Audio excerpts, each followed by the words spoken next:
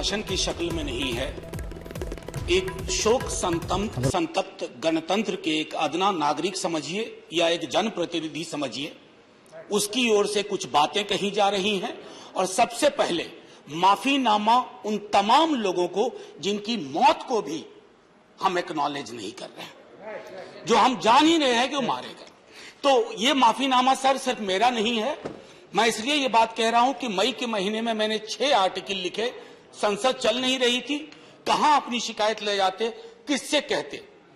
मुझे भाजपा के मित्रों ने, कई साथियों ने कॉल किया, बधाई दी, मैं उनका भी एहतराम करता हूं और कहता हूं कि ये भरोसा इस सदन का है कि हम सबको एक साझा माफीनामा उन लोगों के नाम भेजना चाहिए जिनकी लाशें गंगा में तैर रही थी। किसी ने कह दिया ये, किसी ने कह दिया वो।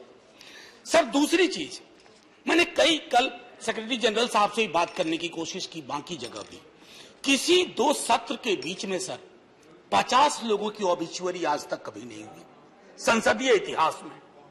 राजीव सातव की उम्र थी जाने की इस दुनिया से। रघुनाथ महापात्रा जब मिलते थे गले लगाते थे, बोलते थे जय जगन्नाथ। अचानक में वो नहीं है।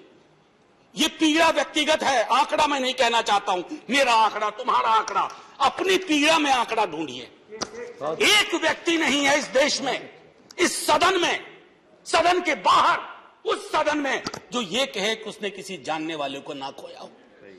सर पीड़ा कह सकता हूं। ऑक्सीजन के लिए लोग फोन करते थे, हम अरेंज नहीं कर पाते थे। लोग समझते हैं सांसद है ऑक्सीजन पिछा देगा। 100 फोन में पूरे दिन में शाम को बैठ के देखते थे, सक्सेस रेट 2, सक्सेस रेट 3। हमको कौन सा आंकड़ा कोई बताएगा साहब?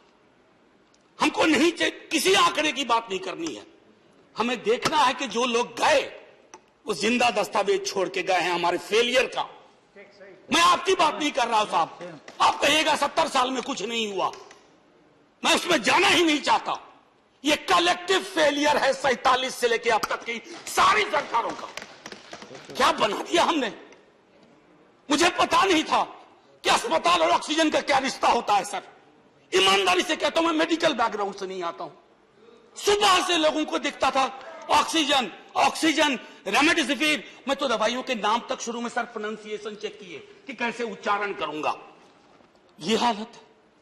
और तब हम आंकड़ों की बात कर रहे हैं, तब हम ये बात कर रहे हैं थैंक यू फलाना साहब, चिलाना साहब। सर मैं यहां से निकलता हूं, बहुत बड़ा विज्ञापन लगा हुआ है, मुफ्त वैक्सीन, मुफ्त राशन, मुफ्त इलाज। सर एक मिनट, मैंने किसी नहीं, please I don't want my time. मैं किसी दल की ओर से आज नहीं बोल रहा हूं। मैं दावे के साथ कहता हूं, मैं लाखों लोगों की ओर से बोल रहा हूं जो यहां बोलना चाहते हैं। अब मेरी बात सुनिए, आज शिकायत नहीं कर रहा हूं आपसे। ये वेलफेयर स्टेट है ना। एक साबुन की टिकिया अगर कोई गरीब गांव में खरीद रहा है ना सर, तो अडानी अंबानी के बराबर का करदाता है। आप उसको कह रहे हो मुफ्त वैक्सीन, मुफ्त इलाज, मुफ्त राशन। नहीं साहब, कुछ मुफ्त नहीं है, उसका स्टेट है। इस वेलफेयर स्टेट का कमिटमेंट है, उसको आप डिनाग्रेट मत करिए, डेमोनाइज मत करिए, उसे बौना मत बनाइए। ये आग्रह है मेरा। सर मैं इससे पहले की कुछ और बातें कहूं, मेरे पास सही वक्त है। सर इस कोरोना को मैं भी मानता हूं, मेरे पूर्व के वक्ता कुछ कह रहे थे, ये चैलेंज है हमारे लिए सर। बहुत बड़ी बड़ी बातें नए कानून की हो रही है। राइट टू हेल्थ की बात क्यों नहीं करते हम लोग? राइट टू हेल्थ, स्वास्थ्य का अधिकार, उसमें कोई किंतु परंतु लेकिन परंच नहीं। सीधे तौर पे स्वास्थ्य का अधिकार constitutionally guaranteed, right to life के साथ लिंक करिए। किसी अस्पताल की मजाल नहीं होगी कि वो उस खिलवाड़ कर पाए उस राइट टू लाइफ का। करना नहीं चाहते। राइट टू वर्क, उस पर काम करिए। पॉपुलेशन को लेकर के बहुत बातें हो रही हैं साहब। डेमोग्राफी को डेमोग्राफर्स को छोड़ दीजिए, बड़ा संश्लिष्ट विज्ञान है, लेकिन ये हम कर सकते हैं इस सदन और उस सदन में। Right to life, right to work पर लेजिस्लेशन लाइए ताकि कोई आपदा आए। अभी तो हमारे लीडर ऑफ हाउस नहीं है, नए बने हैं। उनसे मैं कहता, जब वो रेल मंत्री थे, हॉस्पिटैलिटी सेक्टर के लोगों को निकाल दिया गया। इसी कोरोना काल में मैंने लगातार आवाज उठाई, कोई सुनने वाला नहीं है सर, कोई नहीं सुन रहा। अगर आप सांसद की नहीं सुन रहे हैं तो जो छोटे अदना संविदा वाले नौकरी से निकाले गए उसकी कौन सुनेगा सर।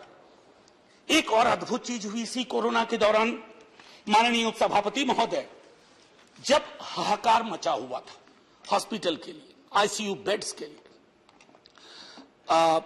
दवाइयों के लिए, यह हाहाकार जब मचा हुआ था उस दौर में सर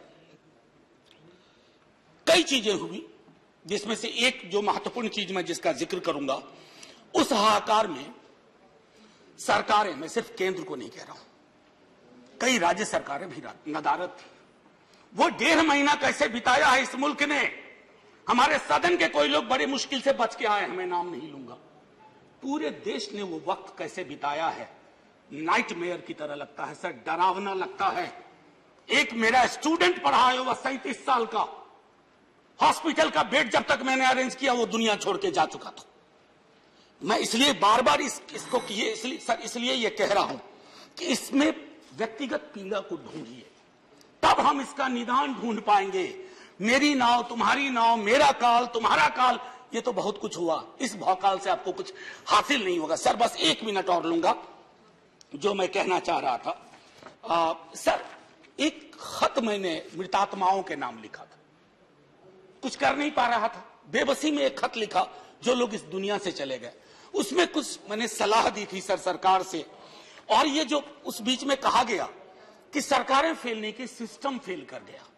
अरे साहब ये सिस्टम कौन क्या है?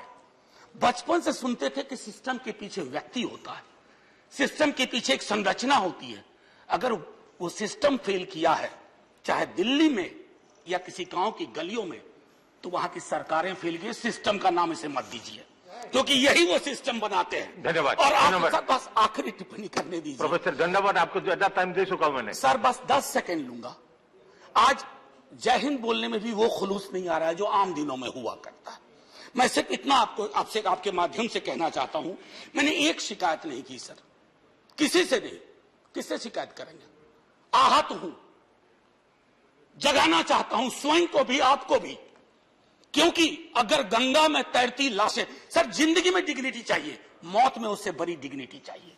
हमने अनडिग्निफाइड डेथ को विटनेस किया है, और अगर हमने इसको दुरुस्त नहीं किया सर, आने वाली सदियां माफ नहीं करेगी। आप बड़े बड़े इश्तहार छपवाओ, अखबारों के 4 पन्ने रंग दो, फलाना थैंक यू सर इतिहास को थैंक यू कहने का मौका मिलना चाहिए। धन्यवाद। जय हिंद सर।